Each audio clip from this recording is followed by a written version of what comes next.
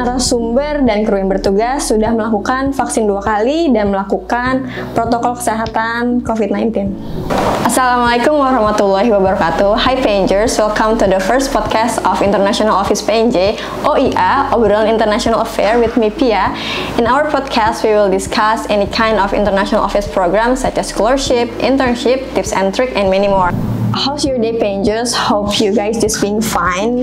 Take your note and get prepared because today we will discuss about study abroad while study in PNJ. Well, hari ini saya nggak sendiri, sudah ada 2 narasumber bersama kita di studio, yaitu ada Bapak Pribadi Mumpuni Adi selaku Ketua UPT KUI PNJ dan juga Ibu Nurul Intan Pratiwi selaku dosen Teknik Grafika dan Penerbitan dan juga salah satu anggota tim ISMA for Vocational Student. Halo, selamat siang Bapak Pribadi, Ibu Intan, gimana nih kabarnya? Selamat siang, Mbak Pia. Selamat siang, Mbak Pia. Semangat ya? Iya, semangat Pak. Semangat sekali hari ini walaupun puasa. Kita harus tetap semangat ya Pangers karena hari ini kita akan membahas mengenai student mobility yang akan dikerjakan oleh PNJ. Okay, talking about industry, in 21st century industry itu scope of work-nya semakin beragam ya Bapak Ibu. Skill yang diminta oleh industri juga semakin beragam mengikuti perkembangan teknologi dan juga zaman. Yang saya dengar nih, PNJ memiliki beberapa program student mobility, salah satunya yaitu ISMA for Vocational Student. Dan juga pastinya PNJ sudah tahu semua tentang ISMA for Vocational Student yang merupakan rebranding dari IVOSMA. Nah, program ISMA ini katanya akan ada magang di industri dan bisa dikatakan bahwa ISMA ini adalah golden change for vocational student to more explore and more expand in international industry.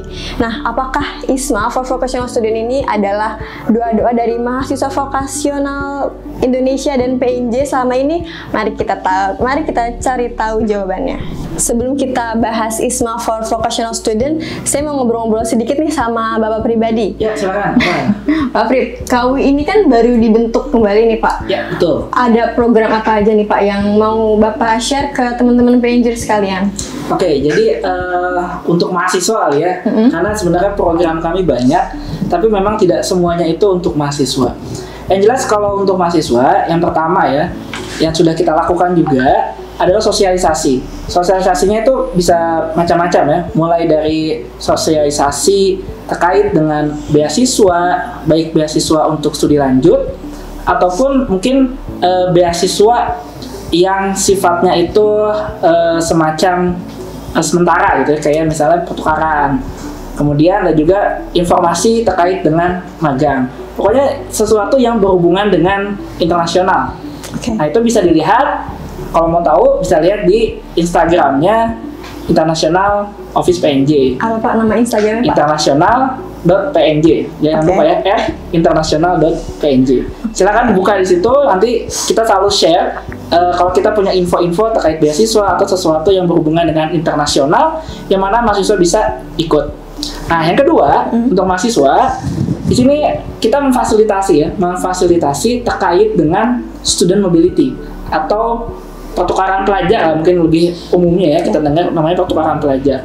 Nah, di sini sudah ada 2 tawaran nih terkait dengan pertukaran pelajar. Mohon dicatat ya. Yang pertama ada Siamio TVET. Nah, ini sifatnya ini adalah virtual, jadi online. Nah, ini akan kita laksanakan nanti kurang lebih mungkin sekitar bulan Mei dan Juni. Dan satu lagi mungkin yang banyak yang sudah penasaran gitu ya. Banyak banget nih Pak. Yaitu adalah ISMA for Vocational Student. Nah, mungkin lebih jelas nanti ke Bu Intan aja deh. Oke nih Bu Intan, mungkin bisa dijelaskan kembali Bu terkait rebranding nama ISMA for Vocational Student yang sebelumnya adalah IVOSMA, dan juga bisa dijelaskan sama teman-teman semua programnya detailnya seperti apa sih nih Bu? Iya, baik. Terima kasih Mbak Pia. Jadi saya perkenalkan diri dulu. Siap. Saya adalah Intan. Saya sebagai seorang dosen di Politeknik Negeri Jakarta di jurusan Teknik Grafika dan Penerbitan.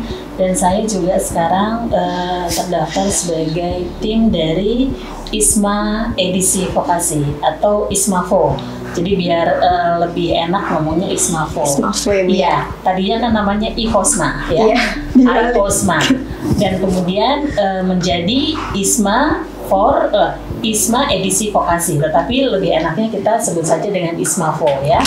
Nah, perubahan nama ini sebetulnya bukan merupakan perubahan mendasar tentang kegiatan, tapi kami menjadi lebih besar karena sama-sama dengan ISMA akademik atau ISMA sarjana ya, dan posisi kami menjadi sama, jadi tidak lagi subordinat atau tidak lagi menjadi bagian yang kayak sebuah program yang sampingan aja, tetapi ini sama pentingnya.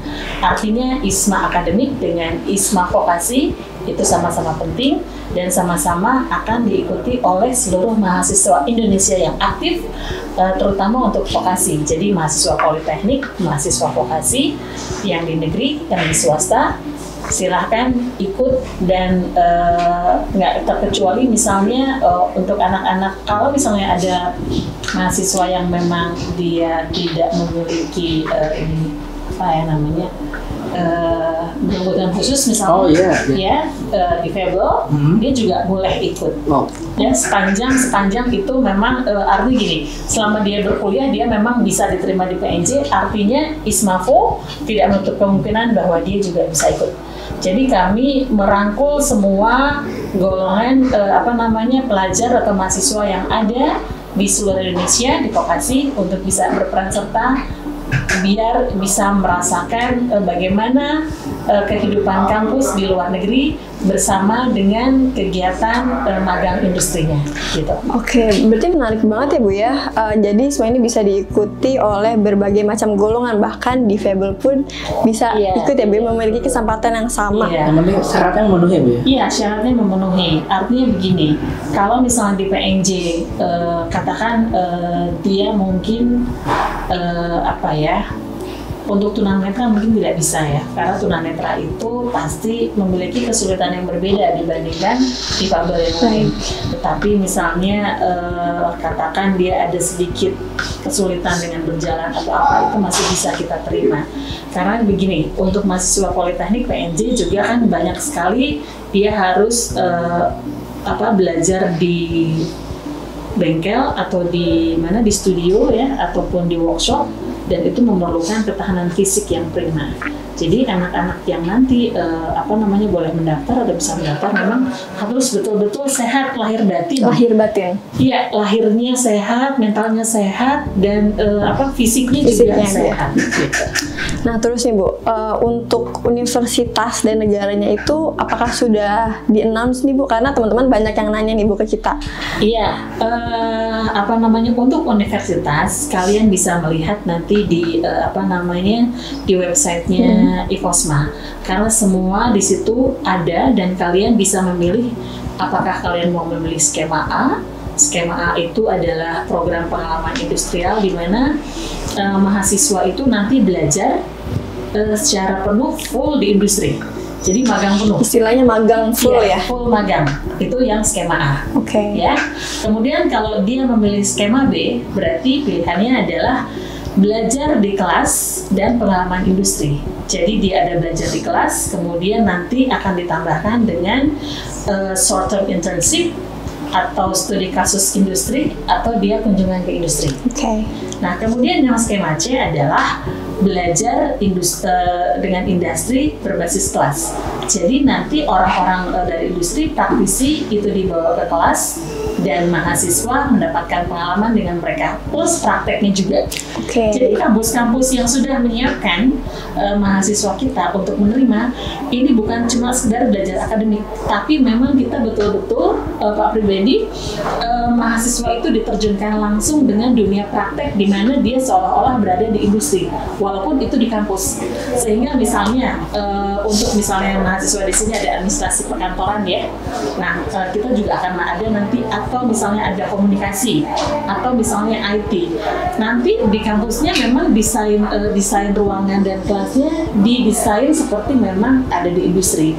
Dan kemudian nanti dari dosen dari industrinya juga akan di situ memberikan project dan kemudian mahasiswa harus menyelesaikan. Dan kemudian nanti mahasiswa harus presentasi kepada dosen-dosennya. Oke, tapi Jadi ini menarik. iya. Tapi ini kira-kira nih Bu, kreditnya tuh bisa diakui nggak sih Bu? Mungkin Pak? Oh iya, untuk soal kredit ya, ini kan semua yang dilakukan oleh mahasiswa kita ini kan 1 semester, ya.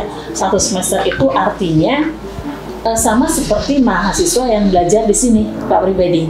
Jadi mahasiswa yang ikut program ISMAVO ke luar negeri itu akan harus direkognisi SKS-nya 20 SKS di perguruan tinggi. Jadi di PNJ. Nah, PNJ harus bisa menerima rekognisi nilai yang diberikan oleh kampus di mana mereka belajar. Ada beberapa kampus yang dia memberikan 2 macam sertifikat, 1 sertifikat nilai dan juga atau transkrip nilai dan juga sertifikat, baik itu nanti sertifikat dari industri ada yang memberikan atau sertifikat dari kampusnya. Kayak semacam kalau di kita tuh surat keterangan pendapat ijazah SKP ini, ya seperti itu. Diploma suplemen. Iya, diploma suplemen. Jadi anak-anak yang belajar di luar negeri nanti atau teman-teman kalian yang akan belajar di luar negeri nanti itu pasti mereka akan mendapatkan pengalaman yang luar biasa. Berarti nggak perlu khawatir ya Bu ya, karena akan direkognisi di Ini universitas. merupakan satu sedikit tambahan gitu ya. Karena kalau misalnya PNJ gitu ya, kita sudah ikut program HISMA ini, otomatis kita harus mengakui gitu. Itu sudah persyaratan ya. Sebagai kampus, ketika kampus mendaftar itu harus sudah akan merekognisi. Tetapi, nah di sini ya, untuk proses teknisnya nanti memang ya kami serahkan ke prodi, ke jurusan masing-masing. Apakah pakai skema yang mana gitu cara rekognisinya? Karena ada berbagai macam untuk merekognisi pembelajaran 20 SKS. Itu yang pertama. Nah, terus yang kedua di sini ya, nah ini yang perlu jadi perhatian ya bagi teman-teman semua. Kalian itu ketika nanti mendaftar itu harus atas persetujuan dari prodi. Jadi sehingga prodi tahu bahwa kalian akan ikut program ISMA dan nanti akan ada 20 SKS yang perlu direkognisi oleh prodi. Baik. Oke Pak Prik, setelah kita mengetahui ISMA itu apa, keunggulannya juga sangat menarik nih Pak. Seleksinya gimana sih Pak? Apakah ada perbedaan antara seleksi internal kampus PNJ dengan tim IFOSMA seperti interview dan juga kemampuan bahasa mungkin? Oke ya, jadi gini, kampus itu harus mendaftar terlebih dahulu di IFOSMA atau di ISMA ya sekarang. Jadi kami nanti KUI itu akan bertindak sebagai PIC atau person in charge-nya. Jadi kalau misalnya PNJ atau KUI-nya tidak daftar ya otomatis mahasiswa bisa daftar ya. Tapi tenang aja, kita akan daftar.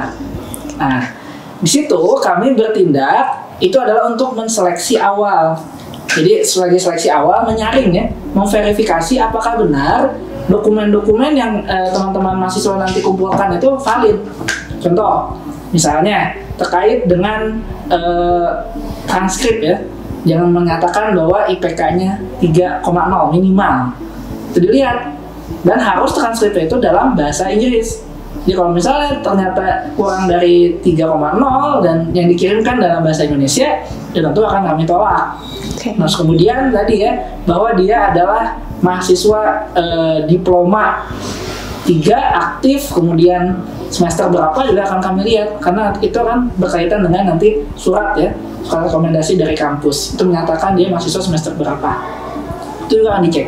Jadi jangan sampai kalian coba-coba ya, mencoba-coba untuk membuat dokumen palsu. Karena nanti saya cek ya, itu kalau nggak benar ya ditolak. Nah kemudian yang berikutnya adalah terkait dengan bahasa Inggris ya. Nah bahasa Inggris juga harus dilakukan oleh lembaga bahasa Inggris yang memang resmi. Resmi itu artinya kalau TOEFL, IBT itu harus lewat ITS sertifikatnya, yang internasional, bukan prediction.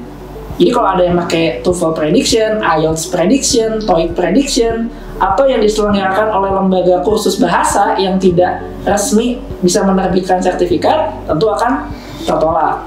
Nah, untuk nanti skor-skornya berapa nanti mungkin Bintan bisa jelaskan.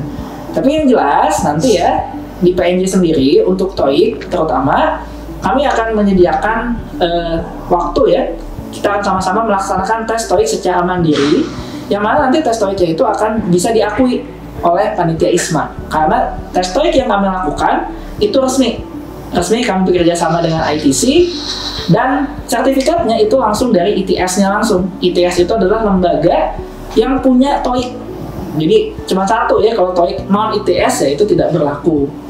Seperti itu. Mau tahu keuntungannya apa ikut tes TOEIC di PNJ? Yang pertama, resmi, dan yang kedua harganya jauh lebih murah, dan yang ketiga bisa online. Kenapa harganya bisa jauh lebih murah? Nah, pertanyaan menarik. Karena kami sudah ada agreement kerjasama dengan ITC atau International Test Center sebagai lembaga resmi di Indonesia yang memang untuk menyelenggarakan tes TOEIC yang diselenggarakan oleh ITS. Gitu, Bu. Oke, jadi karena sudah ada kerjasama dengan PNJ, sehingga mereka bisa memberikan harga yang diskon ya. Itu menarik banget. Saya yakin pastinya mahasiswa PNJ akan banyak yang ikut nih. Oke, berarti PNJers nggak usah khawatir karena TOEIC yang diselenggarakan PNJ bisa diakui ya Pak ya, bisa diakui oleh tim dari ISMA. Betul. Oke, nah kita ngomongin soal skor TOEIC nih tadi, Bu Intan. Skor TOEIC yang minimal untuk persyaratan ISMA tuh berapa sih, Bu? Oke, jadi ingin saya sampaikan bahwa yang dipersyaratkan oleh ISMAFO untuk bahasa Inggris itu tidak hanya TOEIC.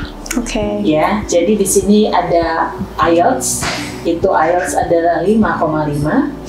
IELTS biasanya diminta oleh negara-negara persemakmuran Inggris dan sangat ketat untuk Australia. Jadi mungkin perlu saya sampaikan, IELTS yang disyaratkan oleh ISMA Vokasi itu 5,5. Tetapi pihak kampus Australia meminta 6. Bagaimana caranya supaya kita bisa 6? Nanti kalau mahasiswa PNJ atau adik-adik PNJ ada yang berminat untuk mendaftar di Australia, tapi mungkin baru 5,5, maka mereka dapat menyiapkan bridging course, ya, bridging course, baik itu yang online ataupun yang sit-in. Jadi harus datang ke Australia, dan itu diberikan dengan intensif sehingga diharapkan nanti mereka akan bisa meningkatkan skor IELTS menjadi 6. Karena ini memang syarat mutlak yang diminta oleh perguruan tinggi yang ada di Australia. Namun tidak seketat dengan misalnya di Inggris. Inggris itu boleh Duolingo-nya 85. Kemudian TOEFL IBT 60 dan TOEIC-nya 560. Jadi yang kalau Australia memang Pak pribadi dia tidak terima TOEIC, tapi dia terima IELTS. Oke, jadi intinya gini Bu ya, mahasiswa itu perlu strategi gitu. Dia mau kampus mana, skor bahasa Inggris mana yang dikejar. Iya. Oke. Jadi karena mahasiswa politeknik ini rata-rata memang belajarnya TOEIC di kampus, maka kemudian dia perlu memantapkan strateginya, kampus mana, negara mana yang memang sesuai dengan kualifikasi bahasa Inggris yang dia punya. Kalau misalnya memang mahasiswa PNJ sudah punya sertifikat TOEFL atau IELTS dengan nilai yang diminta tadi dipersyaratkan, dia bisa pergi kemana aja. Karena memang untuk IELTS dan TOEFL itu diterima di mana saja. Tetapi TOEIC memang hanya diterima di negara-negara tertentu. Misalnya di Asia. Di Asia itu kita punya partner ada di Taiwan, di Korea, kemudian juga Malaysia, Singapura kalau nggak salah. Nah seperti itu. Jadi nggak usah khawatir ya, yang penggemar K-pop gitu kalau mau ke Korea bisa pakai TOEIC ya, Pak ya. Di Kanada juga diterima. Jadi ada beberapa. Jadi kita bisa pergi ke Kanada, bisa pilih USA, Jerman. Tetapi itu tadi strategi kita ketika kita mau menentukan pergi kemana dan memilih skema apa, maka harus dipertimbangkan dengan kemampuan bahasanya juga. Iya, betul, seperti itu, Mbak. Nah, tadi Ibu sempat ngomongin soal negara nih, Bu. Negaranya tuh yang mana aja sih, Bu, yang sudah menjadi partnership dengan ISMA for Vocational Student ini, Bu? Negara yang sudah artinya menjadi partnernya ISMA vokasi adalah negara yang paling dekat dulu ya, Malaysia misalnya. Malaysia. Tapi nanti bisa dilihat nama-nama perguruan tingginya ada di website. Saya nggak bisa sebutkan karena itu terlalu banyak dan saya tidak hafal juga. Kemudian ada Australia, ada Korea, ada Taiwan, Inggris, Prancis, Jerman, di Amerika ada USA dan Kanada. Mungkin ada yang kelewat tapi kira-kira seperti itulah negara-negara. Berarti negaranya banyak banget ya, nggak terbatas di Asia Tidak atau hanya di Asia tapi around the world. Oke. Nah, tadi kita udah bahas kemampuan bahasa, terus juga negara-negaranya. Tahapan seleksinya gimana nih, Bu? Karena teman-teman banyak yang udah nanya ini ke Instagram IO, persyaratannya apa, terus juga seleksinya tuh bagaimana? Iya, kalau persyaratan tadi mungkin Pak Pribadi sudah menerangkan bahwa dia harus mahasiswa aktif. Mahasiswa aktif ya, jadi mahasiswa cuti tidak diperbolehkan. Nah, jadi kalian yang ikut ISMA itu nggak boleh cuti ya? Iya, bukan mahasiswa yang sedang cuti, tetapi mahasiswa yang sekarang aktif di semester 4 untuk anak D3, maka dia boleh mendaftar. Untuk mahasiswa D4 itu adalah mahasiswa aktif yang terdaftar di semester 4 dan semester 6. Oke. Kemudian itu ada persyaratan. Kemudian harus diingat ya Pak Pribadi bahwa tanggal 14 merupakan tanggal di mana kita ya KWI PNJ nih mendaftarkan diri dulu karena harus punya akun. Kalau nggak punya akun, ya berarti mahasiswa PNJ nggak bisa daftar. Nah, pendaftarannya itu dimulai saja sejak tanggal 1 karena harus menyiapkan berkas-berkas sampai tanggal 14. Jadi mahasiswa PNJ tanggal 1 dan 4 sampai 14 adalah masa di mana kalian mengumpulkan berkas secara online ke lamannya iPosma atau Ismako. Jadi kalian juga harus mempersiapkan dengan baik. Tadi Pak Pribadi sudah menawarkan untuk tes TOEIC, tapi kalau ada yang sudah punya IELTS atau TOEFL nggak perlu lagi ya, karena mungkin dia sudah menyiapkan diri juga. Dan jangan sampai deket-deket mau tutup itu baru sibuk, karena kita punya waktu jeda libur lebaran ya 1 minggu. 1 minggu. Oleh sebab itu harus dihitung mundur tuh Pak Pribadi. Betul. Kapan kampus bisa menerima semua dokumen-dokumen, dan kemudian juga harus melengkapi, misalnya nih dia harus punya surat keterangan kesehatan gitu ya. Jadi sehat secara mental dan fisik. Karena kalau fisik nggak sehat, kita ini kan mau melakukan studi di luar negeri, itu yang pertama. Dan kalau dia memilih negara 4 musim, maka harus siap dengan kondisi apa?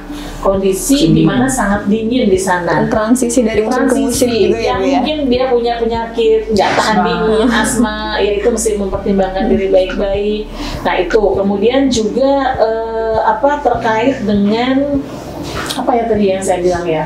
Kalau saya bebas narkoba juga. Iya, bebas narkoba itu juga harus ada. Jadi surat-surat kesehatan itu nanti bisa dilihat di panduan. Panduannya ada di mana? Tentunya panduannya juga ada di websitenya Ismako. Mungkin yang kelewat ini Bu ya, harus ada surat izin orang tua. Oh iya, jangan sampai kabur ya. Jangan sampai niat pergi ke luar negeri ini karena nggak betah di rumah ya. Kemudian kepingin keluar dari rumah, ya udah daftar aja. Ini enggak juga. Karena apa? Karena ini kan pemerintah yang mendanai. Iya. Di bawah LPDP. Jadi nanti biaya beasiswa dari LPDP, kemudian semua persyaratan itu harus lengkap. Jadi surat izin dari orang tua, surat keterangan dari orang tua yang menyatakan bahwa anaknya itu secara sehat, secara jasmani dan rohani, seperti itu, surat kesehatan, dan juga mungkin nanti visa-visa pasti akan diurus oleh KUI ya. Ya, nanti kita bantu sih, Iya, dibantu. Nah, mungkin ada agak sedikit kelewat ya kan, ada surat rekomendasi ya, nanti dari wakil direktur. Iya. Nah, ini yang perlu dicatat ya sama teman-teman, bahwa kalian ketika nanti mau minta surat rekomendasi, itu jenjangnya adalah kalian harus minta terlebih dahulu dari Kaprodi dan diketahui oleh ketua jurusan. Iya. Jadi harus itu diketahui bahwa kalian akan mengikuti program ini. Baru apabila surat itu ada, maka itu bisa diproses untuk mendapat rekomendasi dari kampus. Ya pokoknya dicatat aja baik-baik bahwa tanggal 1 sampai 14 itu adalah masa pendaftaran. Setelah tanggal 14 ditutup, maka kemudian KUI PNJ akan menyeleksi secara internal mana-mana saja yang dianggap layak dan lolos untuk dimajukan ke ISMA Vokasi. Nanti ISMA Vokasi akan menseleksi pertama dari sisi apa? Seleksi administrasi. Jadi dokumen-dokumennya benar nggak?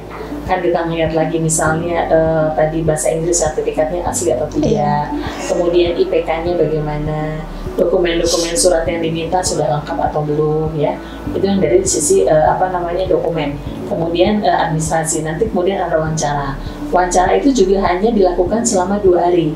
Kalau tidak salah wawancara itu tanggal 25 Mei, pengumuman wawancara ya 25 Mei. Oke. Dan seleksi administrasi itu dari 22 sampai 24. Jadi nominasi awardee oleh Pak Pribadi itu bisa tanggal 14 sampai tanggal 21 Mei gitu ya. Minggu ya, 1 minggu. Betul. Nah, jadi nanti selama itu akan terus kita juga kita dapat kiriman, kita juga menyeleksi. Jadi berjenjang seperti itu. Dan kemudian nanti pengumumannya itu ada di tanggal 3 sampai 4 Juni untuk calon-calon awardee kita. Gitu. Oke, berarti harus seleksi kita di KUI dulu ya Bu ya, setelah direkomendasikan oleh Prodi dan juga Wakil Direktur serta diketahui oleh Ketua Jurusan. Kendala apa aja yang sering ditimbulkan atau ditemukan saat sedang proses seleksi beasiswa seperti ini Pak? Oke ya, ini pengalaman saya, tapi jangan sampai ini terjadi atau dilakukan oleh mahasiswa PNJ ya. Jadi ada beberapa calon penerima beasiswa itu suka memasukkan dokumen. Oke, kalian jangan pernah melakukan hal itu karena itu adalah suatu tindakan pidana ya, bisa dipidanakan. Nah, yang kedua itu adalah sikap yang tidak berani. Tidak berani itu artinya gak mau rugi.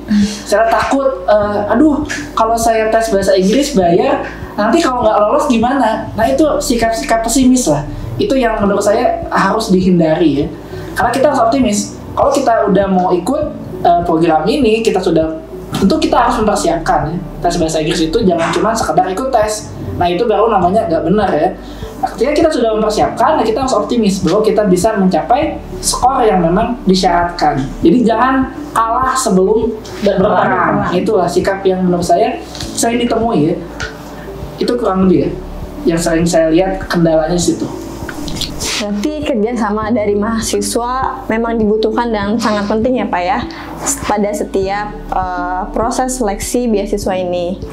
Kemudian juga sosialisasi nih Pak, sosialisasi dan juga pendaftarannya dibukanya tuh kapan sih Pak? Soalnya banyak nih Pak dari Pengers yang bertanya ke Instagram International Office nih Pak. Oke, untuk sosialisasi ya, tenang aja. Itu tunggu waktunya, nanti kita akan melakukan sosialisasi terkait dengan proses bagaimana melakukan pendaftaran ISMA ini di PNJ. Sedangkan untuk tanggal kapan kalian bisa daftar, kayaknya udah tadi sering banget disebut sama Bu Intan, itu tanggal 1 Mei. 1 Mei 2022, ingat-ingat ya 1 Mei 2022 sampai tanggal 14 Mei. Iya, jangan sampai terlambat karena kita mengingat ada libur Lebaran.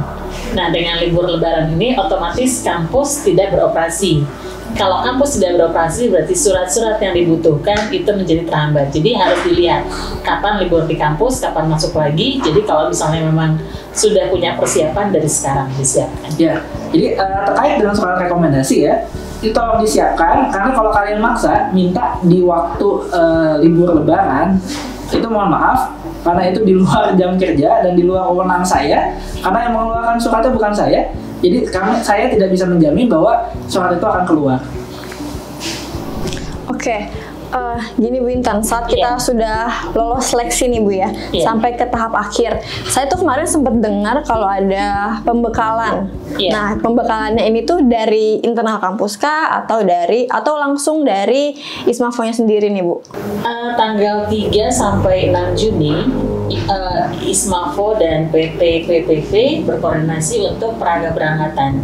Jadi pembekalannya barangkali diperkirakan ya akan dilakukan tanggal 3 dan 6. Saya tidak tahu apakah ini akan dilakukan secara daring atau luring karena kondisi kita kan memang belum stabil ya. Tapi kita perkirakan saja bahwa ini akan dilaksanakan secara daring.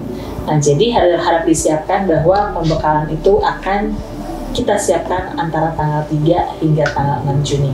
Tapi mungkin kita kan sudah terbiasa melakukan pengiriman mahasiswa dan juga menerima mahasiswa asing.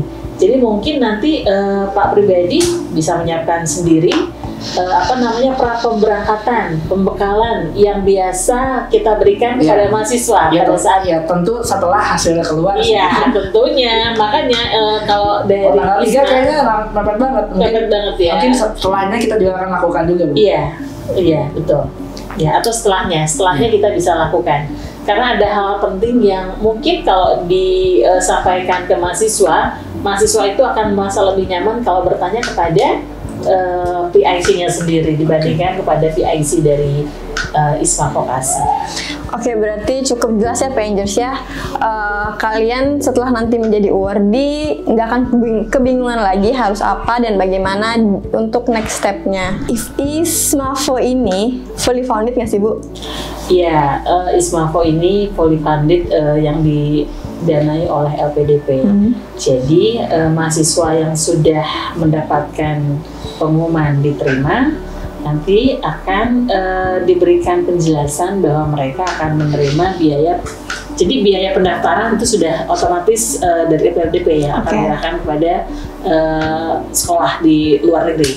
Tapi kemudian uang kuliah at cost itu akan diserahkan ke mahasiswa. Kemudian mahasiswa akan mendapatkan tiket perjalanan pesawat kelas ekonomi dan juga biaya visa. Jadi biaya visa itu sudah di-include di dalam biaya tiket pulang pergi. Kemudian juga ada tunjangan lain-lain seperti biaya hidup dan akomodasi. Jadi kalau misalnya tinggal di apartemen atau di dormitory ada bantuannya, jumlahnya berapa nanti tergantung dari saat dia diterima ada di situ rincian biayanya. Nah, kalau misalnya dibutuhkan PCR atau karantina, maka kemudian juga kami akan memberikan biaya bantuan tersebut.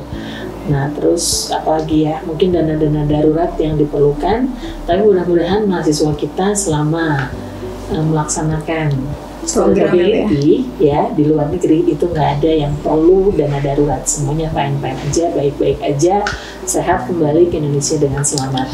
Dan program ini hanya berlangsung selama 1 semester.